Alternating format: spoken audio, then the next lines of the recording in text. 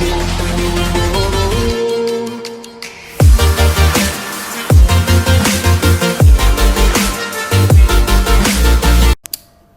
friends, welcome to my channel Edu Hotspot.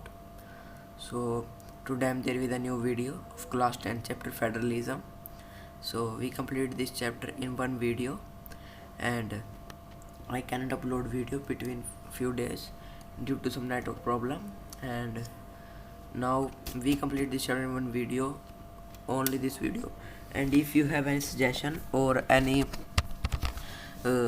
change in my intro outro, I got a suggestion from an person I don't know in the comment box, and I also apply to that suggestion because he said to me to change the outro of my channel. I think I will change in this video or in next video positively. So if you understand, then send me and subscribe the channel and press the bell icon to get notification of next video, and like the video and share more and more with your friends that are studying in class 10 or above classes. And you can comment in comment box or message me on my Facebook account and follow me on my Facebook account or Twitter. So without waste time, we continue this video. So the name of the chapter is the federalism. So first we read about the federalism. So what is federalism? Federalism is a system of government in which the power is divided between a central authority and various constituent units of the country. This vertical division of power among different levels of government is referred to as a federalism. Federalism is one of the major form of power sharing in modern democracy. तो ये कहते हैं कि federalism क्या है. Federalism एक system है government का जिसके अंदर पावर डिवाइड की जाती है सेंट्रल अथॉरिटी यानी सेंट्रल गवर्नमेंट, और उसके आगे उसके वेरियस कॉन्स्टिट्यूएंट यूनिट्स हैं, आगे उसके पार्ट्स बनाए गए हैं उसके अंदर. मैंने कहता है यहाँ पे वर्टिकल डिवीजन होती है और डिफरेंट लेवल्स में जो गवर्नमेंट की, जिसको हम कहते हैं फेडरलिज्म. और फेडरलिज्म एक बहुत इंपॉर्टेंट फॉर्म है पावर शेयरिंग की एक मॉडर्न डेमोक्रेसी के अंदर. सो नेक्स्ट वी हैव की फीचर्स ऑफ फेडरलिज्म. कि फेडरलिज्म के की फीचर क्या हैं. फर्स्ट, 2 और मोर लेवल्स ऑफ गवर्नमेंट. कि यहाँ पे 2 या 2 से ज़्यादा गवर्नमेंट होती हैं लेवल्स की, अलग अलग levels, state, centre, and different levels of government govern the same citizen where each level has its own jurisdiction and specific matter of legislation, taxation and administration. कि अलग अलग लेवल गवर्नमेंट की एक ही सिटीजन को, सेम सिटीजन को govern करती हैं, पर हर एक अलग अलग लेवल पर उनके अलग मैटर, रजिस्ट्रेशन के, टैक्सेशन के अलग अलग वहाँ पर रूल है. Existence and authority of each level of government is constitution governed. The fundamental provisions of constitution cannot be unilaterally changed. Such changes require the consent of both the level of the government. Fifth point is courts has the power to interrupt the constitution. Court के पास power है कि वो जो constitution के अंदर interrupt कर सके. The highest court act as the umpire if any dispute arise between different level of the government. कि जो हाईएस्ट कोर्ट है वह एक्ट करता है एज एम्पायर, जैसे क्रिकेट में होता है जब किसी यानी डिफरेंट लेवल गवर्नमेंट यानी सेंट्रल स्टेट के बीच में कोई डिस्प्यूट हो जाए. Source of revenue for each level of government specified to ensure its financial autonomy. हर एक का अलग अलग है. Federal system has dual objective to safeguard and promote unity of country and to accommodate regional diversity. यानी कि उसके 2 dual objective, इधर सेफ गार्ड करना और प्रमोट करना यूनिटी ऑफ कंट्री यूनिटी, और एक क्या है यानी रीजनल डाइवर्सिटी को एकोमोडेट करे वो. So these are key features, these are most important questions. So next is union territories. Union territories क्या होते हैं. Some units of Indian Union which are too small, जो बहुत small है पर independent है स्टेट के लिए, यानी small है पर वो independent state बन जाते हैं, and could not be merged with any existing of state. कि कोई भी यानी जो पहली states हैं उनके अंदर वो merge ना हो सके. They are also called centrally administrated territories, means union territories कह देते हैं. जैसे हमारे पास एग्जांपल चंडीगढ़ है जो कि हरियाणा और पंजाब दोनों का कैपिटल और लक्षद्वीप.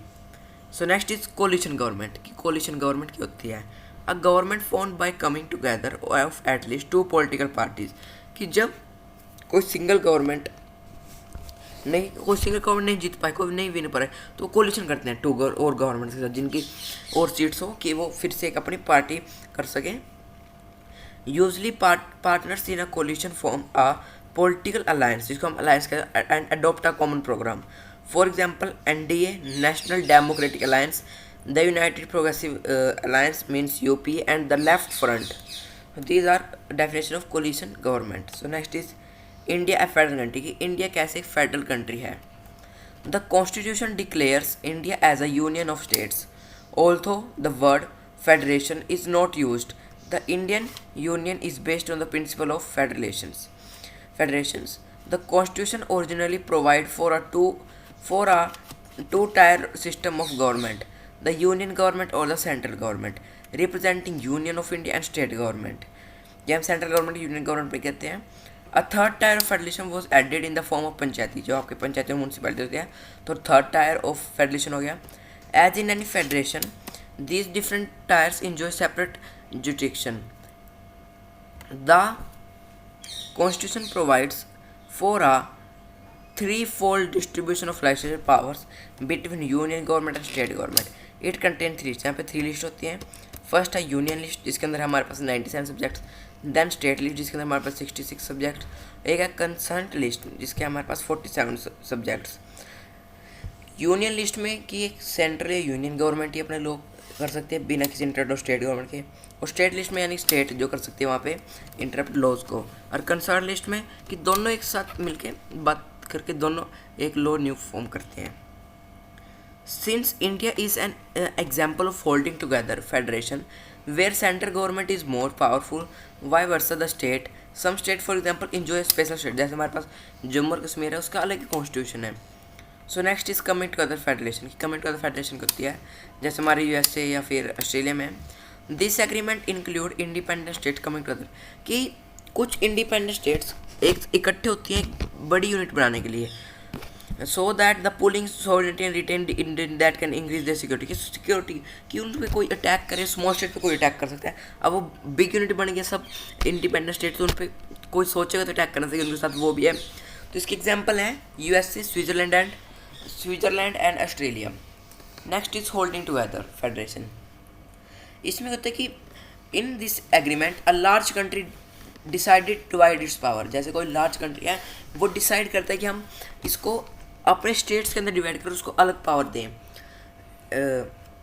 कि जैसे हमारे पास इंडिया है, इंडिया हमारे पास स्टेट्स में डिवाइड किया गया है, तो वहाँ पे क्या है holding together.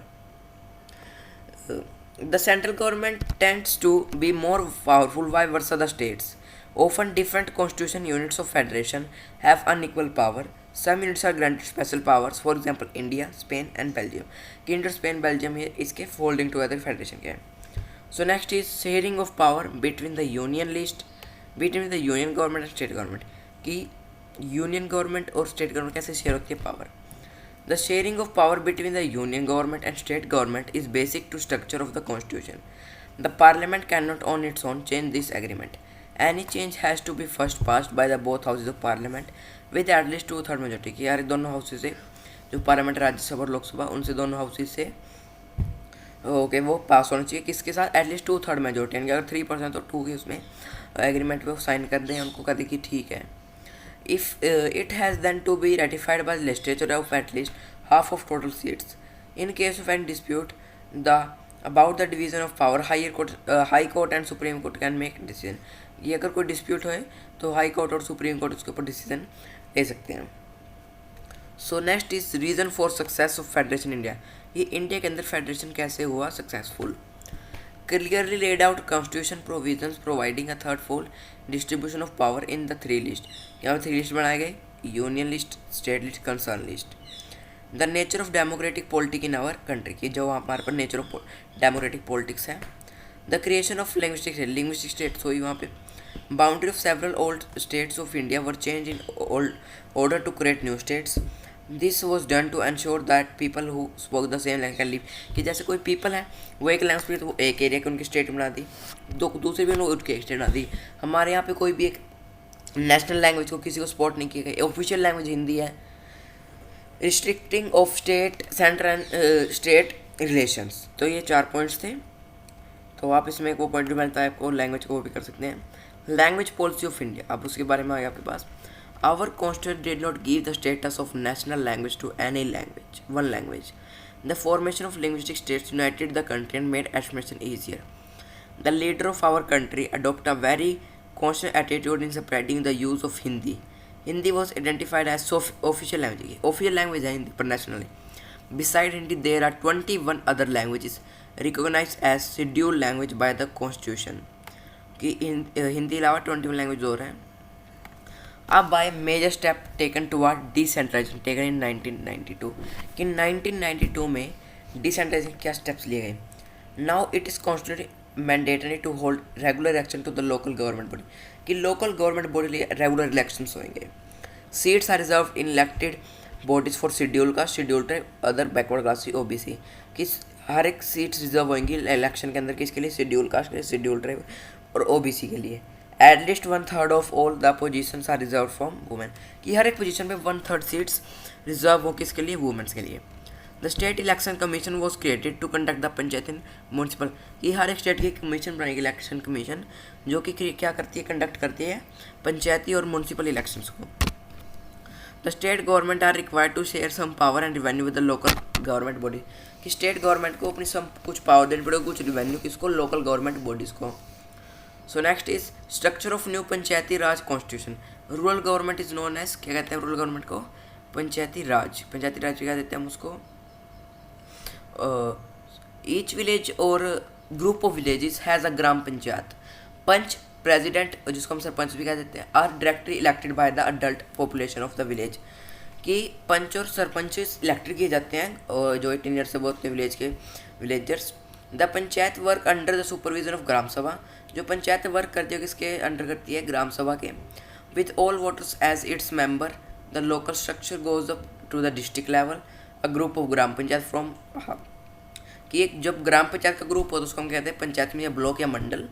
All the panchayat समिति और मंडल जब बैठे उनको कहते हैं zila parishad. Which consist elected members, Lok Sabha members, local MLA officers are also members of zila parishad. Zila parishad कौन कौन मेंबर होते हैं, लोकसभा मेंबर्स, लोकल एमएलए और officer. Its chairman is the political head of parishad जो उसके चेयरमैन तो पॉलिटिकल हेड होता है परिषद का। So our last topic is urban area local bodies. Municipalities are set up in the town, big cities are constituted into municipal यानी कि towns में म्यूनसिपैलिटीज होती है और बिग सिटी में municipal corporation. Both are control by elected bodies consisting of people रिस्पेक्टेटिव्स। Municipal chairperson is the political head of municipality जो municipal chairperson होता है क्या पॉलिटिकल हेड होता है म्यूनसिपैलिटी का। और the head of municipal corporation is called the mayor, क्या मेयर कहते हैं जैसे। So this is our chapters, 2 small chapter. So subscribe to channel, like the video and subscribe and share my videos to your friends and relatives. Thank you.